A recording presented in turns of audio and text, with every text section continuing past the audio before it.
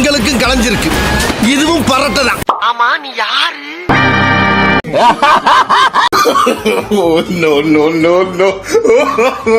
இத பத்தியா அவன் குடுகுறு ஏதோ மாதிரி பாக்குறான். ஏம்பா ஒரு என்ன விலை? 5 ரூபாங்க. 5 ரூபாயா? எவ்வளவு இருக்கு? 5 ரூபாய் தானே இருக்கு. அவன் என்ன விலையை சொல்லி பீதியை கிளப்ப போறான் தெரியலையே.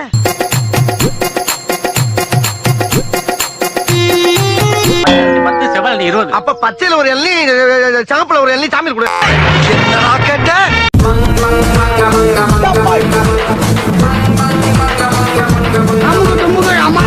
10 ரூபாய் இல்லையா? 2 ரூபாயா போட்டுக்க. 20 ரூபாய் இல்லையா? 3 ரூபாய் போட்டுக்க. 5 கையில வாங்கி வழிச்சா 2 கேட்டுப்பா. நம்ம கடையில எல்லாமே வழக்குதானே. சபாடா.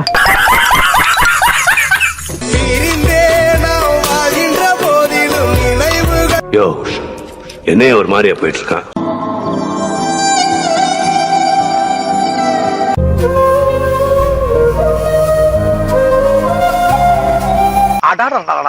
உங்களை மாதிரி மனுஷன்லாம் இருக்கனாலதான் கொஞ்சமாச்சும் மழை பெய்யுது. நாங்களும் பொங்குவோம்ல.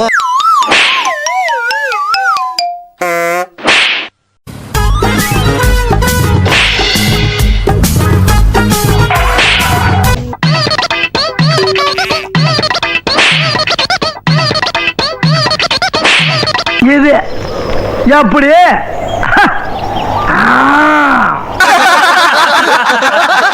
அடடே வாப்பா சோனையா, என்ன நல்லா இருக்கியா?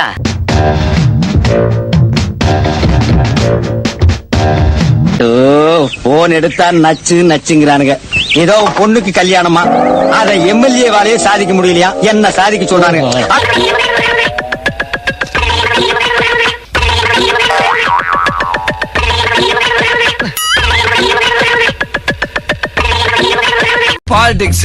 பாலிடிக்ஸ் ஆடா. அவன் தாண்டா இன்னைக்கு பெரிய வேலை பார்த்து விட்டு போயிட்டான்.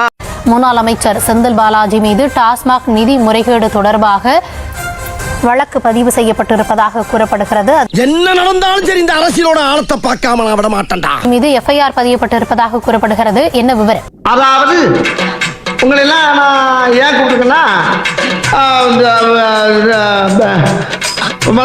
இப்ப நான் என்ன உங்கள்கிட்ட சொல்றது, நீதிமன்றத்தில் முன்ஜாமீன் பெற்று தொடர்ந்து காலையும் மாலையும் காவல் நிலையத்தில் கையெழுத்திட்டு வருகின்றேன். என்ன போல மூடிட்டியேடா. ஏய், ஒன்னால ஒண்ணு மிச்சம்டா. உயிருக்கு வெளியே பாதியில விட்டுட்டு போற பழக்கம் எனக்கு கிடையாது. என்ன பொறுத்த வரைக்கும் இறங்கிட்டேன்னா ஜெயிக்கணும். வாய் என்ன வாயை வச்சுக்கிட்டு இது பேசுது. லஞ்ச ஒழிப்புத்துறை அதிகாரிகள் டாஸ்மாக் தொடர்பாக வழக்கு பதிவு செய்திருக்கிறார்கள். ஐயோ, எந்த ட்ரெண்ட்ல பேசினாலும் எந்த ரூட்ல போனாலும் விடவே மாட்டேங்கிறானே. நான் என்ன பண்ணுவேன்? சாவும்ல. ஊழல் சம்பந்தமான வழக்கை கொண்டு வந்தோம்னா தாவேக்கா இப்படி செய்துன்னு சொல்லி நெல்சன் அவர்கள் சூப்பரா டைவர்ட் பண்ணி பக்காவா கொண்டு போயிடுவாரு. பழிவாங்கும் அரசுனா பேசி தீர்க்க முடியாது. பாஸ்போர்ட் வாங்கின கலரை நீ குடிச்சா அதுக்கு மூத்திரத்தை தான் குடிக்கிறேன். நீங்க நான் காசு கொடுத்து வாங்கினடா. நான் காசு கொடுத்து வாங்கினது. நான் பாஸ்போர்ட் வாங்கினது. நான் வாங்கினது. ஆமா, அரசியல்ல இதெல்லாம் சாதாரணமா. அதை இன்னைக்கும் சிறப்பாக கொண்டு போய் விட்டார் என்பதை என்னால் பார்க்க முடிகிறது. எல்லாம் ஒரு பெருமையா பாஸ்? எனக்கு பெருமைடா எருமை. தாவேக்கா அரசு வந்து பழிவாங்கும் அரசு அப்படின்னு சொல்லி நம்முடைய நெல்சன் அவர்கள் வந்து ரொம்ப வருஷமா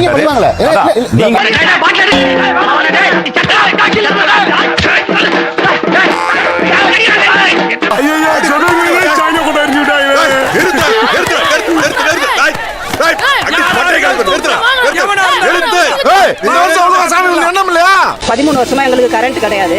கொசு கடிக்கும், பாம்பு வரும், தேல் வரும், ரொம்ப கஷ்டம். எங்களால ஒண்ணும் பண்ண முடியாது. என்னப்பா சொல்ற? குறை தீர்க்க மாட்டோம் ஸ்டாலின் சார் வச்சாரு. அதுலயும் போய் மனு கொடுத்தோம். கொடுத்ததை குப்பையில தான் போட்டாங்க. உன் வீட்டுல மட்டும் தான் பிரச்சனையா? அதை பாக்குறது மட்டும் தான் என் வேலையா? எங்க எம்எல்ஏ, எங்க ஊரு திருப்பூர் ஒன்றிய எம்எல்ஏ விஜயராஜ் வந்து உடனே ஆக்ஷன் எடுத்து 60 நாள்ல எங்களுக்கு வந்து கரண்ட் வாங்கி கொடுத்துட்டாரு.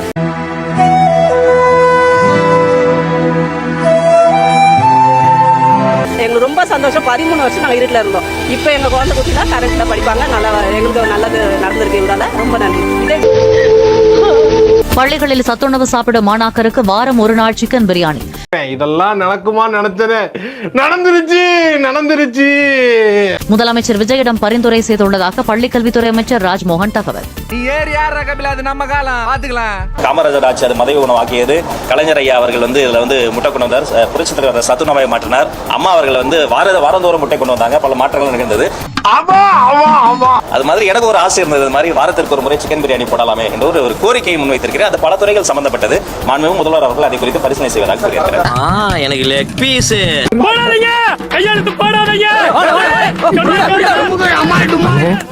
யாருங்க அது? இவரு தெரியலையே. இவர்தான் பிரிட்டிஷ் இளவரசர் சார்லஸ். You are anti-Indian. முடிவு பண்ணிட்டீங்களா? சொல்ல முடியாது போயா. டிவி உடைச்சீங்க. நான் தான் ரிமோட்டை வச்சு அடிச்சேன், டிவி உடைஞ்சிருச்சு. அவனை வெளிய தள்ளுடா. நல்லா உள்ள ஓடிடு. நோட்டு போய். சினிமா போடு. போடுப்பா. அட போடுப்பா. நடக்குறாரு.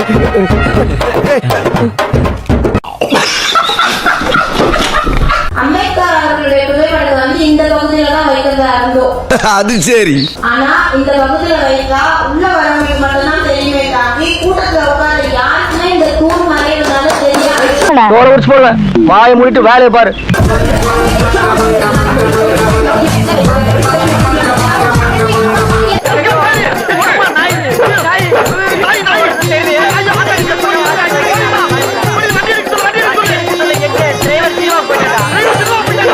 வேலைக்கு போன வர சீன் கட்டாதரா. நாங்களும் போவோம்.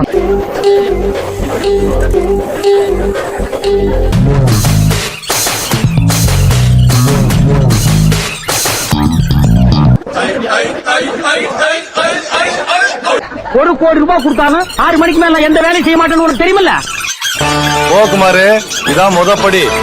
அப்படியே படிப்படியா ஏறி எங்கேயோ போற. Will become a doctor. He could not go ahead because he never went to a coaching center. எங்க இருக்கு ஐ இந்த இருக்கு.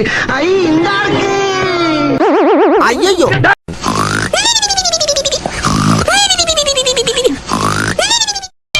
நீ நல்லா அசந்து தூங்குனே.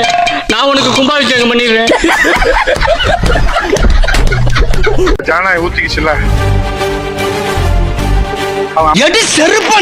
அமைச்சர்லாம் போய் அழுதாங்கல்ல. விஜய் செத்து போயிட்டாரான்னு அழுதாங்களா, இல்ல ஜனநாயகம் ஊத்திக்கிச்சுன்னு அழுதாங்களான்னு தெரியல. உனக்கு தனியா கவனிச்சுக்கிறேன். அதாவது அரசியல் பாரம்பரியத்திலேயோ, அரசியலுடைய அனுபவத்திலேயோ, அரசியல் நாகரிகத்திலேயோ வந்திருந்தா, ஐயோ சாமி வேற இந்த மாதிரி 54 ஆண்டு கட்சியை, எம்ஜிஆர் ஆரம்பிச்ச கட்சியை, அம்மா வளர்த்த கட்சியை எடப்பாடியார் பாதுகாக்கிறாங்க. இவகிட்ட எல்லாம் எதுக்கு இன்டி எடுக்கிறீங்க? நான் திண்டேன்னு சொல்லிருப்பாரு. ஆமாங்க, அவர் அப்படிதான் சொன்னாரு. இவிஎம் மிஷின் இன்னும் என்னன்னா அந்த ஆட்டோ கண்ணாடியை திருப்பினா ஆட்டோ எப்படி ஓடுன்ற மாதிரி இந்த அவமானம் உனக்கு தேவையா? ஆராய்ச்சி செய்ய வேண்டியது அவங்களுடைய உரிமை. நல்ல ஆராய்ச்சி செய்யட்டும், என்ன வேணா பண்ணட்டும். சட்டப்பூர்வமாக எந்த ஒரு விஷயத்தையுமே நாங்கள் எதிர்கொள்வதற்கு தயாராக இருந்தோம். ரைட் விடு. ஆனா இந்த மாதிரி விஷயங்களை அவர்கள் சுய பரிசோதனை முதல்ல செய்து கொள்ளணும். இன்னமும் தோற்றத்துக்கு காரணம் எக்ஸ்டர்னல் ஃபேக்டர்ஸே அவங்க தேடி கொண்டிருக்காங்க. இந்த கேள்வி நீங்கள் தவிர்க்க வேண்டும். இன்ஸ்டாகிராம தேடிட்டு இருக்காங்க. இன்ஸ்டாகிராம சொல்றாங்க இவிஎம் மிஷின் சொல்லி இருக்காங்க. உண்மையிலேயே மக்கள் நம்பிக்கை மீண்டும் பெறுவதற்கு என்ன செய்ய வேண்டும் என்பதை அவர்கள் ஆராய்ச்சி செய்யலாம். நன்றாக